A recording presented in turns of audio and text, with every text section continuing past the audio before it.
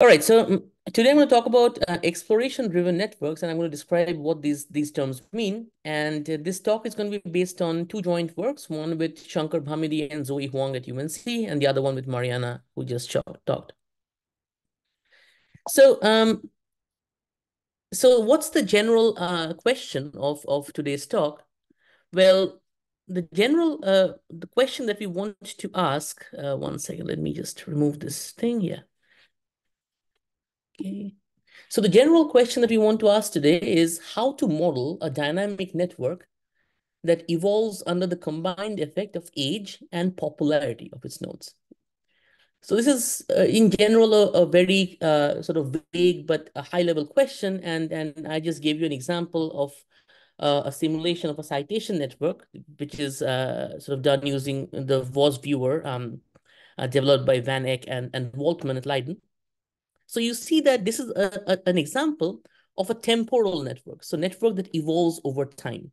So one example is what Mariana talked about, which is the preferential attachment. So what are the main differences between sort of temporal networks and static networks? Well, you lose a lot of exchangeability.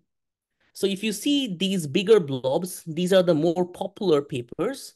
These are also the older ones, and the network looks very different around these older, more popular vertices than around the newer and less popular vertices. So there is a lot of inhomogeneity in this graph that arises out of this temporal evolution, time evolution. And the question is, what's the best model, and what are the different ways in which we can model networks that evolve in time? So, so there are a lot of models that are out there. And so the one that Mariana talked about, which is one of the most celebrated models, is the preferential attachment, where you model popularity by simply the degree. So a new vertex comes in at any point of time, attaches to an existing vertex with probability proportional to its current degree in the network. So popularity in this case just means how many friends you have, which is a reasonable notion. But if you think, and this model again is very popular because it exhibits the small world phenomenon and the power law degree distribution tails, as Mariana said, which are also observed in lots of real world networks. But if you think about this, the modeling aspect, so why would you only restrict popularity to your one-step neighborhood?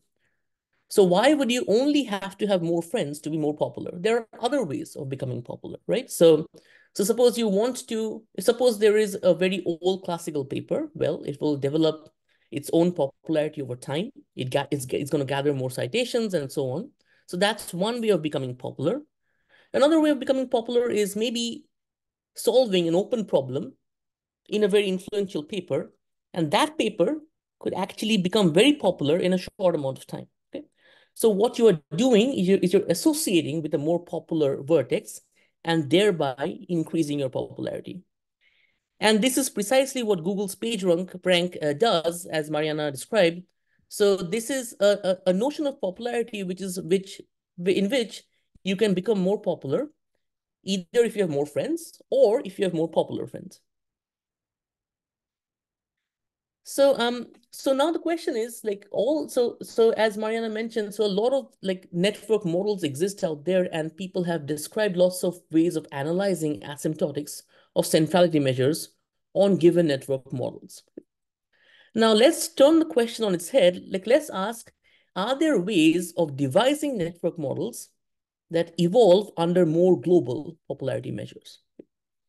Until date, there are very few models that rigorously mathematically analyze sort of non-local, sort of global popularity measures in network dynamics. And the goal of this part of the talk is to kind of describe and analyze one such class of models. So I see there is a chat. Second. That's nothing. All right.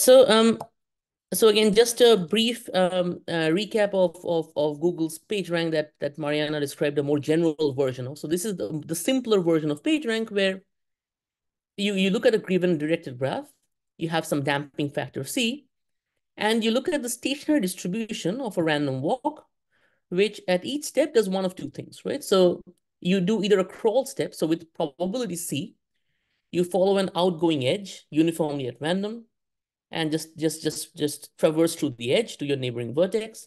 Or with probability 1 minus C, you restart. You jump to a uniformly chosen vertex. And the equation for the stationary distribution that you get is exactly what Mariana described, with the personalization vector here being just uniform. So this is, again, the simplest version of Google's PageRank, and you get this recursive equation.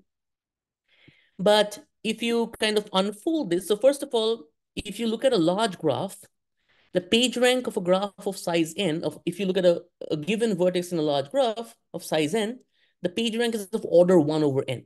So just to make this sort of scale-free and non-vanishing as the graph grows, you look at the graph normalized PageRank, which is essentially just the PageRank multiplied by the graph size. So this makes it more stable.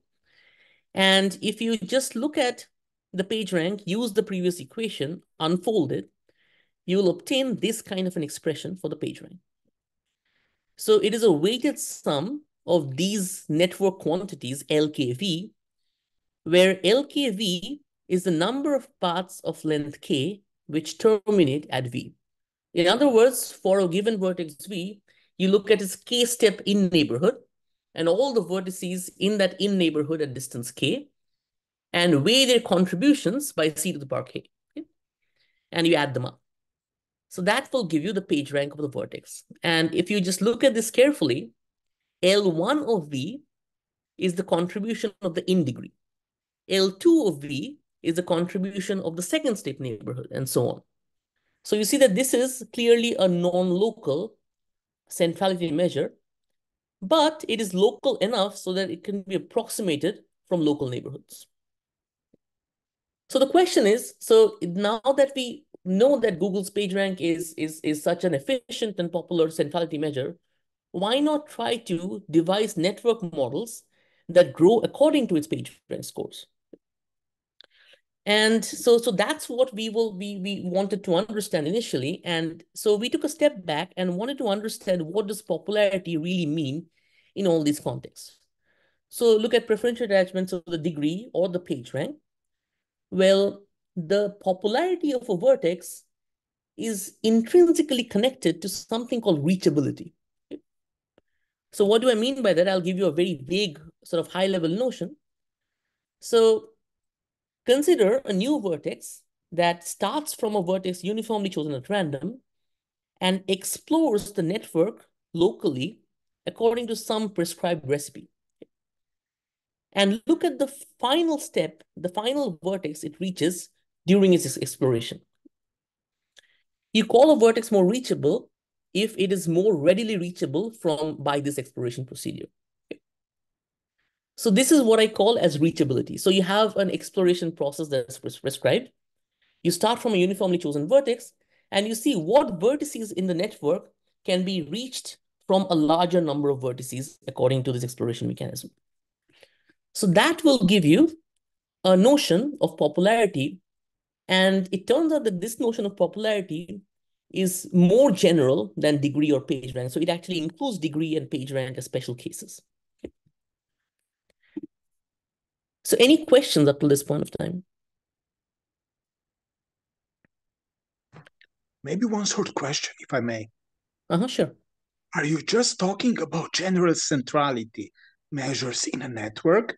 And which centrality measure here would be to choose? You're talking about reachability. All of this can be connected to different centrality measures in network analysis. So how to choose the centrality that to use for the analysis that you do? Thanks. Very good question. So again, like, I'm not claiming that I'm covering all centrality measures. So there are lots and lots of types of centrality measures out there. I'm just focusing on a few and trying to find some commonality between these measures. So for now, let's just work with degree and PageRank and see what's the common notion of popularity that's sort of like intrinsic to both of these. Okay. And my claim is this reachability is somehow deeply embedded in both of these measures. And I will give you more sort of examples on as I proceed. But again, like, just to make things clear, so I can cover more than these two measures, but for now, let's just focus on degree and PageRank. Okay. Thanks. Yeah, thanks. So let me just define the model. That's kind of so we kind of sort of propose a model that sort of evolves under sort of an exploration scheme that is motivated by this connection between popularity and reachability.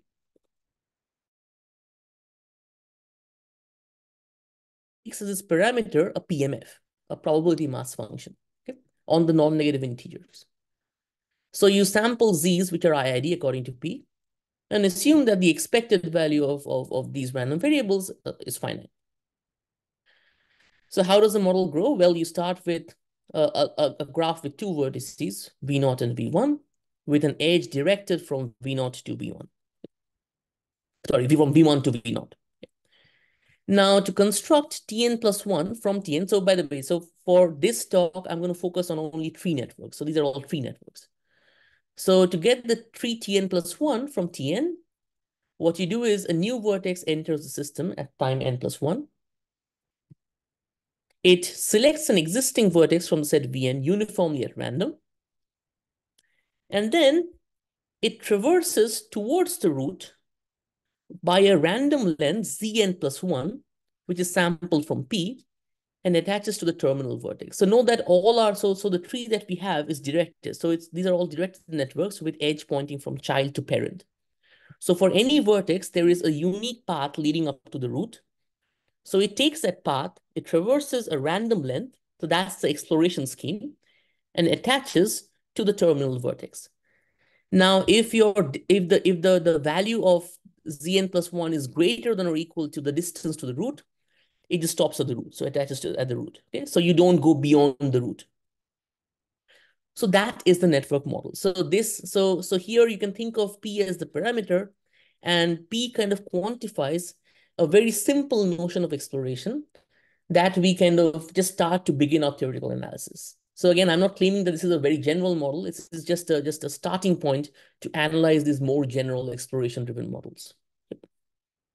So that's the definition of the network. So let me give you a pictorial description. So suppose you have T5, which is the network with this V0 to V5. At time 6, V6 enters. It queries the network. So it selects a vertex uniformly at random. So for example, suppose it selects V4. And suppose Z6 is 2. So it traverses from V4 towards V0 by 2 steps. So it reaches V1 in the process. And so it attaches to V1. So that's the network model that we have in mind. So any questions about the model?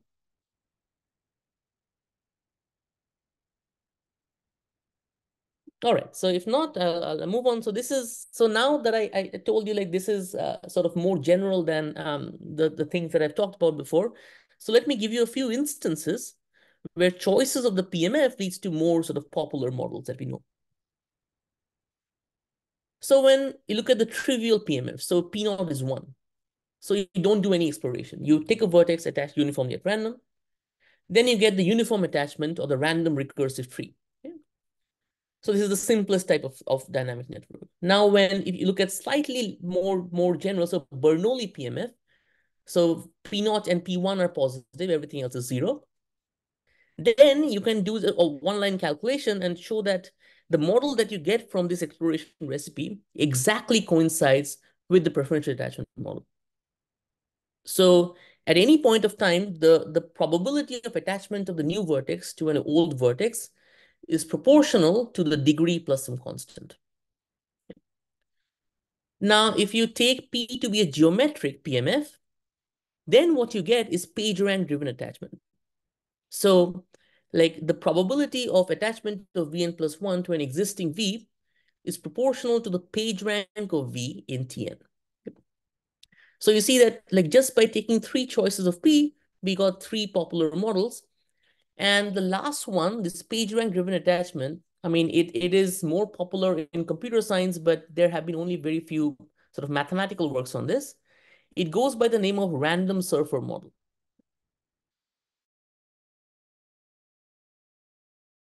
Uh, in 2008. So they do a partial analysis of this model and compute the expected degree and PageRank asymptotics or fixed vertices in the network. So our goal is to treat all of these networks, so sort of take in the PMF as a parameter and try to obtain theorems that work for all PMFs, and then apply.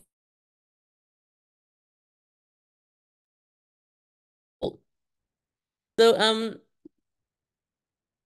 so again, so what do we have in mind? So we have a network model now. So what type of analysis that is we can do?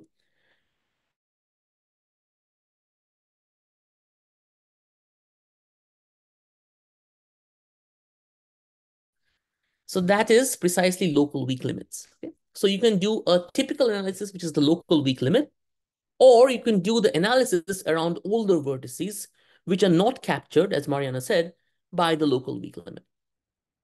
So first, let's look at the local weak limit. So again, this was already described before, but I just wanted to give you a quick primer on this. So the idea goes back to Alderson Steele, Benjamin Ishram. The directed version goes back to Garavalia, Van der Hofstadt, and Litvak. So you look at a directed graph Gn, you look at a vertex V, and its incomponent up till some distance k, and the vertices possibly might include marks. And what you do is you look at a random measure, right? So this is the empirical measure of the k-step in neighborhood of the vertices of this graph Gn. So this is a random measure on the space of rooted finite graphs, directed finite graphs. And you say that this graph Gn converges in the local weak sense to some graph G if this weak convergence holds for every k. So in other words, if you if you look at a large network, pick a vertex uniformly at random, look at the neighborhood of that vertex, does that converge to a neighborhood of the root in some limiting random graph? And if this limit holds in distribution, so this can hold in distribution in probability or almost surely. So let's just start by describing the local weak limit of our network model. And it is very simple. It ties to the continuous time description that Mariana was talking about. So what we will do now is we'll give you a different network process, which is very similar to the original one, but which now evolves in continuous time. Okay? So you look at a growing tree process indexed by continuous time, starting with one vertex, V naught, and each vertex in the network reproduces at rate 1. And whenever a vertex is born, it starts from V, goes up towards the root by an IID chosen random variable Z from P. So far, it's very similar, just in continuous time. But now there is an additional censoring at the root. So if your Z is greater than the distance to the root, you don't attach anything. So you can think of this as a continuous time description of the fringe, so the subtree of each vertex, which is not the root. Okay? So this is exactly a sort of a continuous time encoding of the dynamic of the fringe of any non-root vertex in the network. But what's the local limit? The local limit turns out to be a randomly stopped process. So it's this continuous time tree process stopped at an independent exponential time.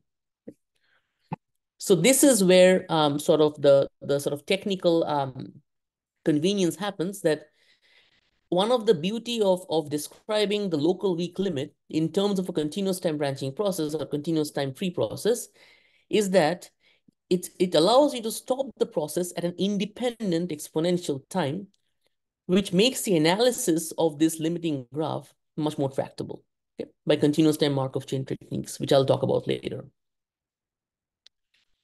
So this leads to the first theorem. So the sequence of random trees Tn that I described, the exploration trees, converges in probability in the directed local weak sense to T star, which is this randomly stopped continuous time graph process.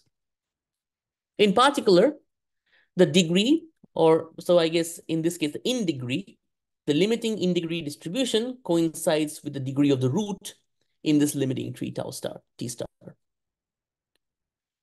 So that's the first result. And if you just do some calculations with this T star, so if you'll already see a very interesting dichotomy. So if the expected value of Z is less than or equal to 1, what that means is the expected exploration distance is less than or equal to 1. So you're not traversing too far away from your initial vertex. Then what you see is the expected limiting degree is equal to 1. And the expected size of this limiting graph is infinite. If your expected Z is greater than 1, then you have expected degree of the limiting, the root in the limiting tree is less than 1. And the expected size of this tree of T star is finite. Okay? So you see this strange dichotomy. And the reason, so the intuitive reason is the following. So whenever Z is larger, there is more transfer of mass towards the root. So what that means is, so when expected value Z is greater than 1, it amounts to the empirical degree distribution not being tight anymore. So there is a leakage of mass towards the root. So the empirical degree distributions are not tight. So they converge, but they converge to a defective distribution. So there is some mass at infinity. So what this is what it means. And so typically all the local limits that you encounter, say preferential attachment, all the Galton-Watson type local limits in static models, all of them satisfy the properties in 1. So the expected degree is 1, expected size is infinite. And this is what all this calls the fringe regime. So we will also stick to that nomenclature, fringe regime. And because this is not, the second part is not the fringe regime, we call this the non-fringe regime. So we see that there are these two types of behavior depending on the expected value of C. So from now on, you will see that there are different results which work differently in the fringe and non-fringe regime. So any questions to this point? I would have another question, if I may. Yeah, sure. Does anything of this depend on the distribution of the degrees? Like in the first talk of Mariana was mentioned the different distributional degrees. Does anything of this hold also here? Do you have So any here opinion? note that like things are, so there is an exploration that adds the sort of complexity to the model. But in Yes, terms of out degrees, these are all one. So they're all free models, right? yes, So one could actually, so that's a very interesting question. So the next goal is to look at sort of more sort of non-free versions of these model. And yes. in that case, you can imagine that out degrees will also play a significant role.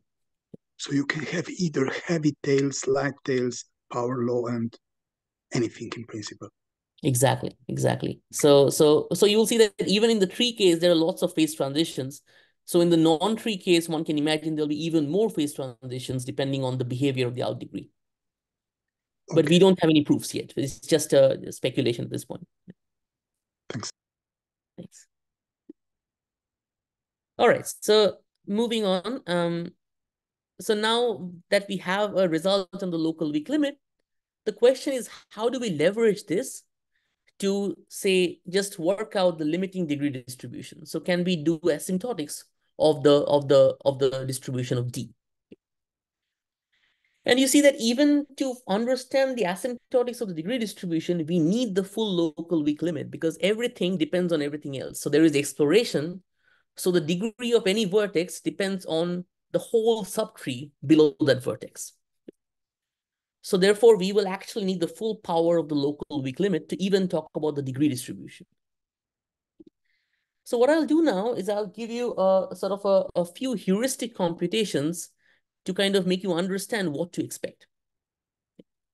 So let's talk about the process T star of T. So this is the continuous time tree process that I talked about, which if you stop at a random exponential time, gives you the local weak limit. So the key objects that we will analyze are these PITs. So what is PIT? PIT is the number of descendants at distance I from the root in T star of T. So if you look at the continuous time growing tree, you look at the number of vertices at time t, which are distance I from the root, call that Pi of t. And P naught of t is just 1. So now, so we will describe, so if you look at P1, so P naught T, P1 T, P2 T, etc. So this whole infinite vector forms a continuous time Markov process, Markov chain, in fact. So we can write down the generator. We can write down, for example, a heuristic rate. So how does Pi of t increase? Well, the rate of change of PIT is roughly equal to this. Why? Because how can Pi of t increase? Well, the PL, so a vertex at distance L could reproduce at rate 1, and that vertex could traverse up by a length L minus I plus 1. So therefore, the terminal vertex is a distance I from the root, and therefore Pi of t will increase. So therefore, you can write down an equation like this for the rate of growth of these PITs. So if you kind of write this in matrix form, if you just solve this ODE formally, you get something like this. So the infinite vector of this PT, which is all the PITs in a vector, this is the exponential of this infinite matrix times T times a martingale. Now, if you look at this, it's not very well posed because it's an infinite matrix, this A. So it's not clear how to define this.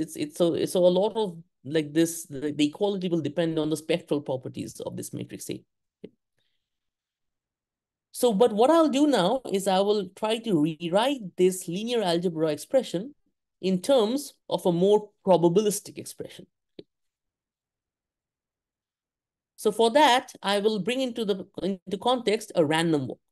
So think about a random walk whose increments are given by zi minus 1. So the step size, at each time, the random walk changes by zi minus 1. So this is a random walk. And let's look at the hitting time of the random walk. So if you look at t bar of k, which is defined as the hitting time of 0 of this random walk starting from k, you can actually use this to write down a probabilistic expression of the expected value of pkt. So you can actually get this kind of an expression. So it's maybe not clear at this point why this is a more convenient definition than this here. But I hope I can convince you in the next few seconds. So at least from here, if you believe me that the right-hand side, if you replace t with tau, the exponential time, then that will give you a rough asymptotic expression for the degree. If you take k equal to 1. So if you look at P1 of t, it is essentially the number of friends of the root at time t. Okay? So P1 of tau is the degree of the root in the local limit. So from this expression, you see that the expected value of pkt depends on the large deviations properties of these hitting times of this random walk. So if one can understand the large deviations of these hitting times, one can understand how this expression blows up with time t. And luckily, as with a lot of things in random walks, large deviations for these objects are by now well understood. And this goes back to classical work by Daly and Pakes. So again, the details are not important. So what I want you to take out of this is there is a way to write down the large deviations properties of these hitting times in terms of the probability generating function of my PMF. You look at the PMF, you solve an equation as S naught is some unique root of this equation. You can get a quantity R, which is given by this limit. So again, the details are not important, but the point is one can write down explicit expressions for these. And then you can see that the probability that if I start my random walk from 1, it spends n amounts of time without hitting 0, but eventually hits 0 before time infinity. This decays like 1 over r to the power n. So this is a precise large deviation, a logarithmic large deviation for the hitting time t1 bar. So now let's try to use this and plug this into this expression for the expected value of p1t. So I know that t1, so this probability decays like r to the power negative I. So I just plug this in. And what I get is this kind of an expression. So the expected value of p1t is e to the power t over r. Now I know that my degree d has the same distribution as p1 of tau. So tau is the exponential 1 time. So modulo lots of technicalities that I just shoved under the rug, I hope I've kind of semi-convinced you that d will exhibit the same tail asymptotics as this random variable. So it's in e to the power an exponential 1 divided by this strange constant r that we discussed in here that arises out of large deviations of a random walk. So this whole thing we could compute, this picture we could complete in the fringe regime. So when the expected value of z is less than or equal to 1, you can actually get the exact logarithmic large deviations, which gives you this. So this tells you that the tail behavior of the limiting degree distribution is again a power law with decay rate k to the power negative r, where r is again arising out of a large deviations property of the random. For the non-fringe regime, well, things get a lot more technical, and I don't want to get into the exact points here, but we could only get upper and lower bounds in terms of certain constants involving the PMF and associated sort of the branching process, etc. But again, like the precise expressions are not important, but you get upper and lower bounds. In fact, these two bounds match in a lot of situations, even in the non-fringe regime. So our guess is, well, you have this kind of expression for almost all cases, but there could be certain cases for which the large deviations could be very different and exotic. Okay. All right, so maybe I'll just pause here for 1 minute to kind of, because this was quite a bit to take in. So let me pause to take some questions.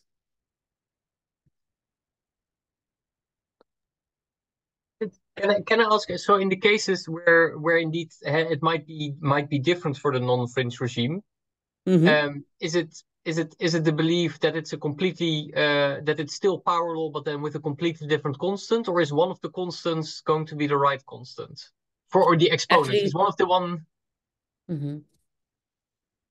That's actually a very good question. So we don't know. So what we have been able to do right now is, okay, the fringe regime is exact. In the non-fringe regime, we have been able to show that in a lot of situations, the upper and lower constants, they match. They are exactly equal because there's a minimum sign here. Yeah. But in the cases where these two things don't match, we don't even know that one of these constants will be the right constant. So it could be something strictly in between. Okay. Ah, oh, that's interesting. Thanks. Any other questions? Maybe again, one additional. Yeah, sure. Why do you need large deviations? Could this be done also without relying to large deviation theory for the random walks in this case? In another way, theorem sense. So very good question. So at least I don't see how, because if you look at this expression, right? Yes. So if you did not have an expression like, so you see that this r to the power negative I plays well with this power series and things just exponentiate, right?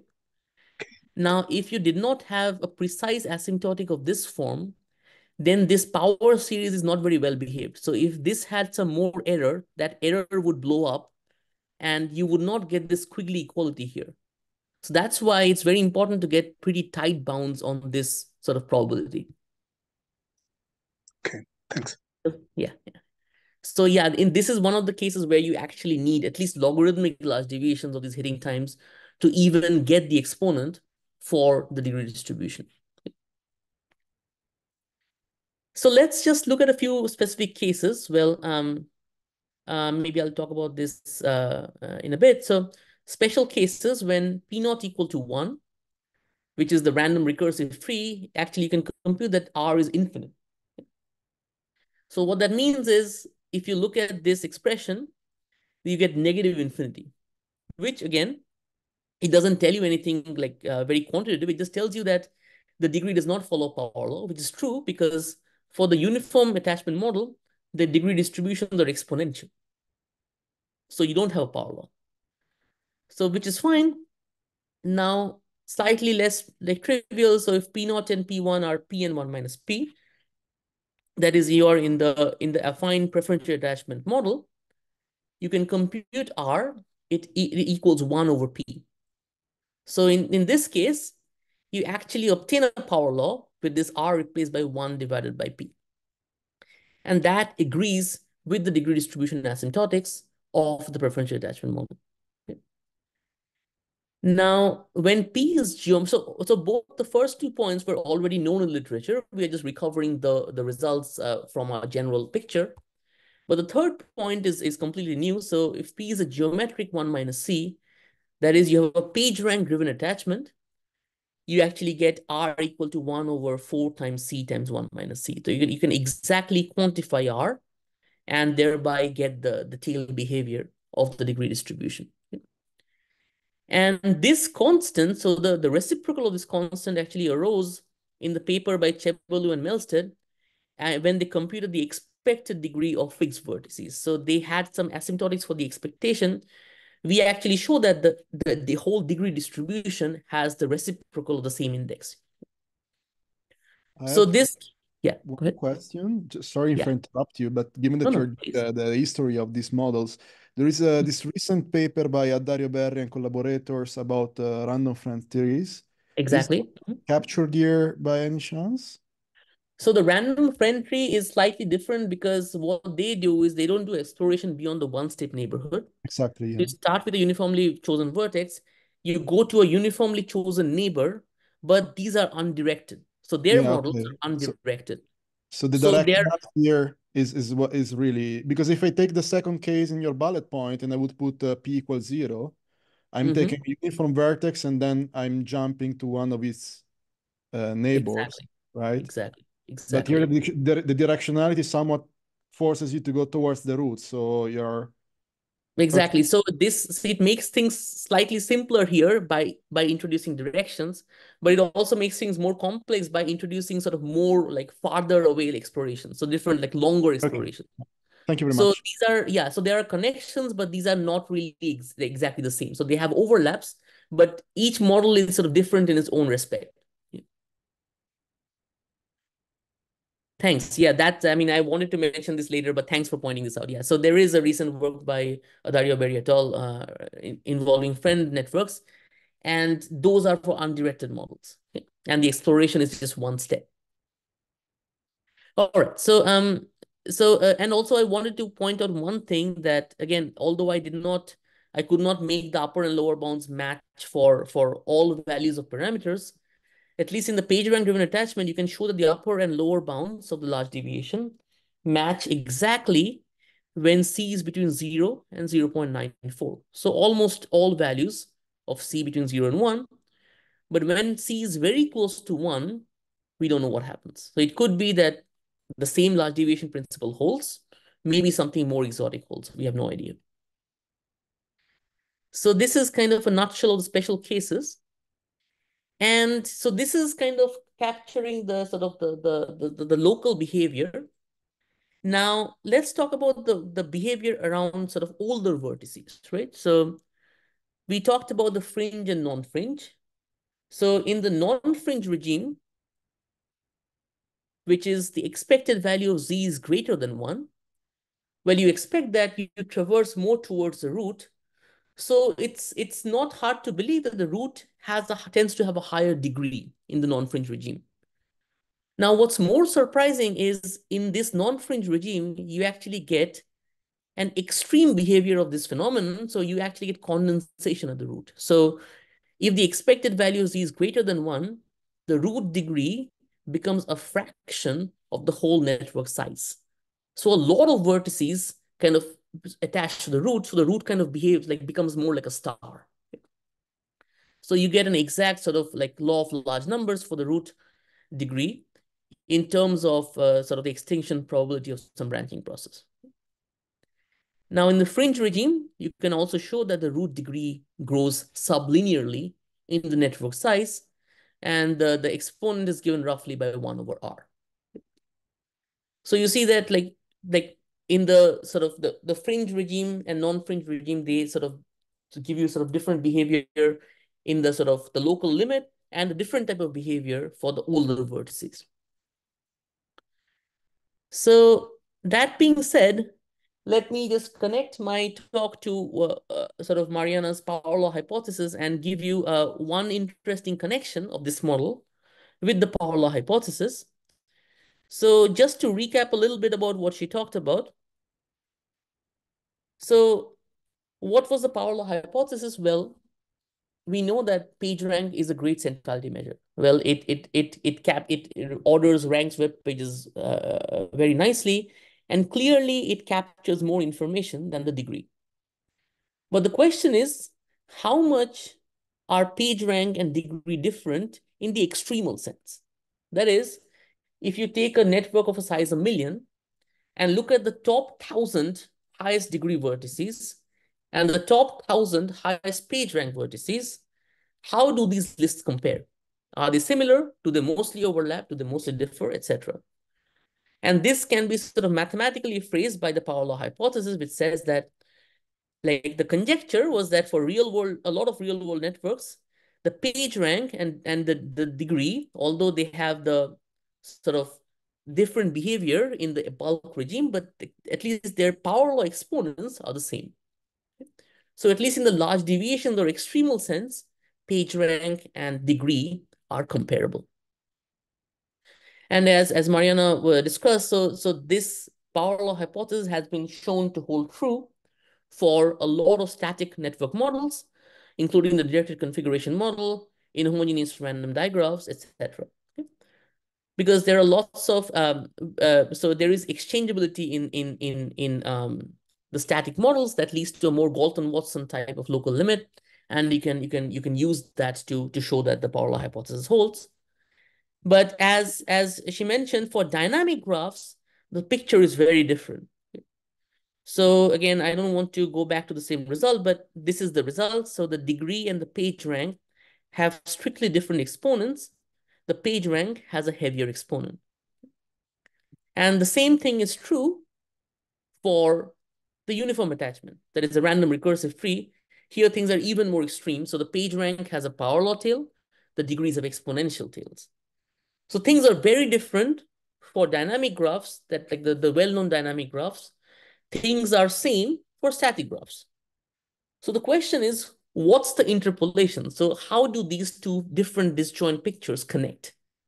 In other words, can you give me a class of network models where just sliding a parameter from between, say, 0 and 1 can give kind of transition you from a situation where power law hypothesis holds to one where the power law hypothesis does not hold?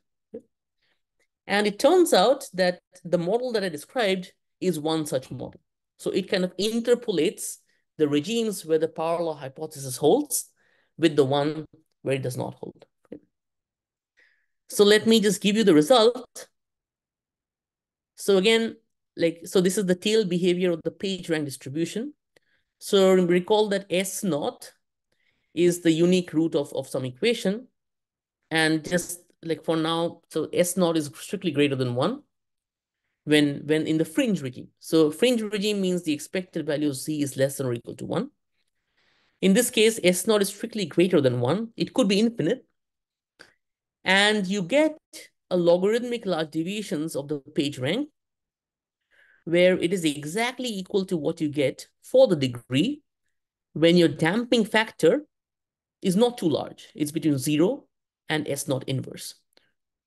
But it exhibits a different exponent if C is closer to 1. So it's between S naught inverse and 1. So you see that the page rank large deviations kind of slides between the power law of the degree to a heavier power law as you just slide the damping factor from 0 to 1. Now with the phase transition happening at this mysterious constant S naught inverse. So what this intuitively tells you is that when C is small, well, the weight you put to sort of farther away vertices decays very quickly. So the page rank and the degree are more or less behaving similarly. When C is slightly larger, you put slightly more weight. Those are still geometrically decreasing, but you're still putting slightly more weight on the farther vertices. And that's enough to change your page rank exponent. Now, in the non-fringe regime, again, we have partial results. We have upper and lower bounds, which match under certain conditions. But again, we are in the dark regarding the totality of the results. So this is kind of the one of the sort of interesting things that I wanted to point out.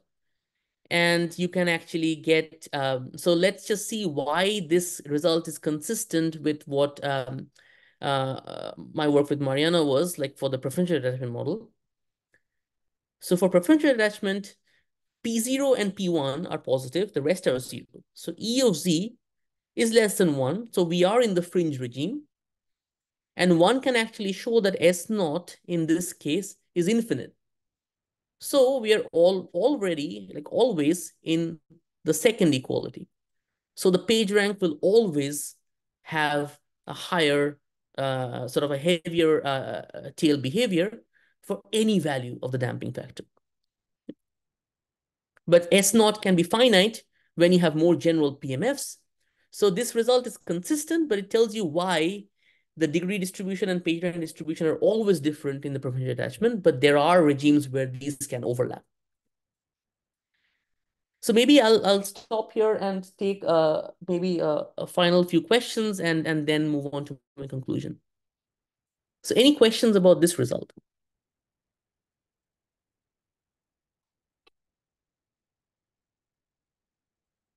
All right, if not, let's move on. So again, like, so in summary, what we discussed is, so we gave an exploration-driven network model. We talked about how to obtain local weak limits and use that and continuous time marker processes and large deviations of random walks to obtain the degree distribution asymptotics and the page rank distribution asymptotics. We showed some condensation of the root in the non-fringe regime, and we showed a phase transition for the page rank in the fringe regime, which kind of interpolates between the two situations of the power law hypothesis. So there is, so there is another phase transition I wanted to talk about, which is the height, but I don't think I have time for that. So I will just maybe conclude by just saying that this is just the start of this kind of a study. So the first thing to do would be extension to the non-free regime, as you were asking, and also Mariana's talk had general out degrees. So that would be the next step. Now, other directions would be more general exploration schemes. So the exploration scheme that we have currently is very simplistic, and even then there are lots of technicalities. What about more general exploration schemes? And finally, this is something that's ongoing work, so co-evolving network models, where there is, say, an opinion process or an epidemic process on a graph, and that's feeding into how the graph is evolving. So there is a feedback between, say, an epidemic on the graph and the way the graph grows or diminishes in time. So with that, I would like to end my talk, and thanks for your attention.